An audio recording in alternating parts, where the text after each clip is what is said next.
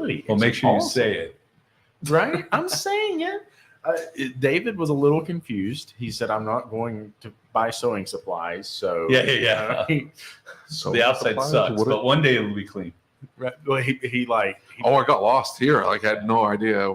I'm driving around and I'm like, I don't see any. Like, it The took me Institute. here. Yeah, I didn't see any signage or anything like that. And I wasn't looking. I don't know. If I was See, doing a you good had job of told me, looking. you said it's pink and it's, Ugly. and you explained everything. Sin. So I'm like, boom, I know I'm in the right place. I'm good to go. So we had a panel yesterday, right? Okay. And I think it was a good panel. We had some really good discussions. You think that because you were on the panel. That's a good Yeah, point. you ran it, so you have to say it. Yeah, I have to say it's good. No, it was terrible. But at the end of it, I think was the best part, right? Mm-hmm. And it got a little heated. What's funny, because I walked out of the room, I listened to like 10, 15 minutes, and I went and did something, I don't know, filled sodas or whatever. And then I come back and we're talking about paying technicians and how they're not getting paid and all of that. And I was like, whoa, Was there I a bunch walked of in cussing? at the right time. Because There he's like, was. there was a bunch of cussing. There It was. got heated. It was great. There But was he's very at the- dramatic There was when- at the end. It Yeah. really was. So. Yeah. And look, I had a conversation with Justin earlier, and I said I think we need to have those conversations. Absolutely. I think we need to be passionate. They need an opportunity to voice what they feel and how they feel. And one of the most interesting things was the raise of hands, right? Yeah. When questions started going around. And one of the things that I've really been thinking about, are you happy? Are you really happy? Right? And so I thought it was really interesting.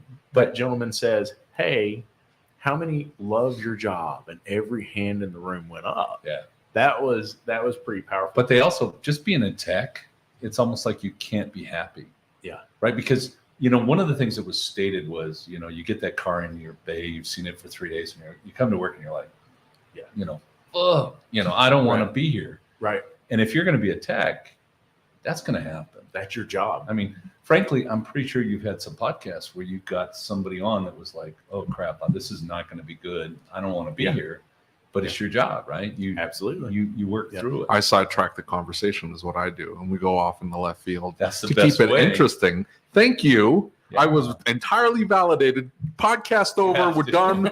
I'm never doing another recording. Flip the table over. I'm right. Thank you. Right. Thank you. That's all I'm trying to say. Hey, listen, if Cecil gives you validation, I mean, that's all you need, right? That's all I'm saying. I can say, in this industry, we're not making it the industry of come here, it's a great place. Right. One of the things the guy stated was, I've got to buy tools and, when I was a tech, when I first started out teching, that's a ways back. Right. But I was spending $5,000 a year on tools. Yeah. And back then we were flat rate and I was probably making 50,000, but to have a family even 20 years ago and make 50,000, it wasn't easy. Right. Well, so what stood out to me is something that David and I have talked about many times. And he said something that kind of, I won't say triggered me, but it woke me up a little bit. He said, everybody in the room should make more than $100,000. That's what I said. Well, and a bunch of people said it though, Yeah. right? Yeah. But the point that I make to him particularly, and the way that he brought it up was over 100,000, right? Yeah. And you're not paying your guys enough. Now, A, that's a conversation that's been going around a lot.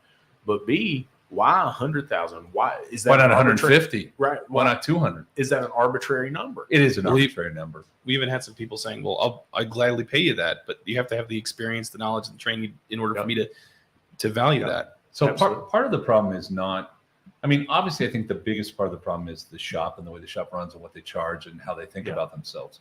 But part of the problem too is you have technicians who are saying, well, we would be busier and we'd make more money if you had more cars coming in and if you were cheaper. Yeah. And they don't understand the relationship between what I charge and how I can pay you.